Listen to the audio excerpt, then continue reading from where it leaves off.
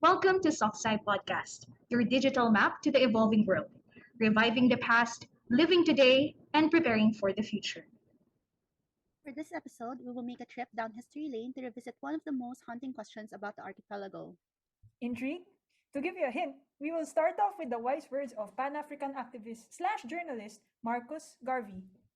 Quoting Garvey of the 20th century, a people without knowledge of their past history, origin, and culture is like a tree without roots. Say, our nation is the tree we're cheering for to stand the storms or challenges of a modern global society. Our roots would have to be the ever debatable Filipino identity. The million-dollar question: what makes us Filipino? That is why the main topic and question that we want to answer in this podcast is how are we situating ourselves and our Filipino identity in this age of globalization? There's an article entitled The Filipino National Tradition. In the article, Father de la Costa gives us 5 principles of Filipino national tradition: self-reliance, dependency on oneself, partnership with others, unity, and patriotism. These 5 principles are what Father de la Costa says Filipinos value the most and may be seen as the consequence of more than 3 centuries of colonial rule and our desire to break free from the trappings of colonialism. These principles affect how we commune with others, how we express ourselves to each other, and to the world at large. It is interesting to note how history plays an important role in the shaping of our identity. Oh, Chloe, I remember another article given to us in class by C. Wright Mills. In it, he talked about the sociological imagination, and he tells us about how we should keep in mind the effects of history on our situation today. Right. So now, in order to understand Filipino identity more, we should keep in mind the effects of colonialism on us.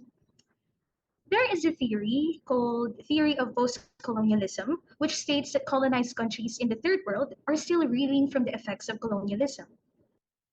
These countries would go through 3 stages. First is the feeling of inferiority to the colonizing countries, stemming from being colonized. Then, the struggle for independence, socioculturally and politically. And finally, the acceptance of foreign influences into a hybrid identity. Well, an article written by Syed Farid Alatas entitled Academic Dependency and the Global Division of Labor in the Social Sciences may give us an example of post-colonialism in the realm of the academy. In summary, it talks about how academics from the global south, usually the old colonized countries, are still dependent on the academic endeavors of the global north, a consequence of colonial education systems designed to control the colonized. The effects of academic dependency in Alatas's article is remarkably similar to the stages outlined in the theory of postcolonialism. There is a feeling of inferiority to Western academics, and stellar academics from the global south prefer to work for the global north while neglecting the study of their own cultures. However, there is also a struggle to break away from that norm near the conclusion of the paper, though they try to retain some of the foreign academic influences that may be helpful in their course of study. Sound familiar? Actually, yes, it sounds a lot like brain drain in the Philippines. So maybe, with all these theories in mind, we can now think of examples of how colonialism affected us and our identity. Based on the effects of colonialism on our country for hundreds of years and the questionable decisions of our government in fostering nationalism, our sense of nationhood is weak, especially in a globalized and digitalized world. Oh, right. We can see these influences based on our behaviors, such as colonial mentality. Instead of buying and supporting local products, this makes us perceive any foreign goods and media as superior to our local counterparts, which hurts our local economy. Part of this also manifests in the class divide between the common people and the elite.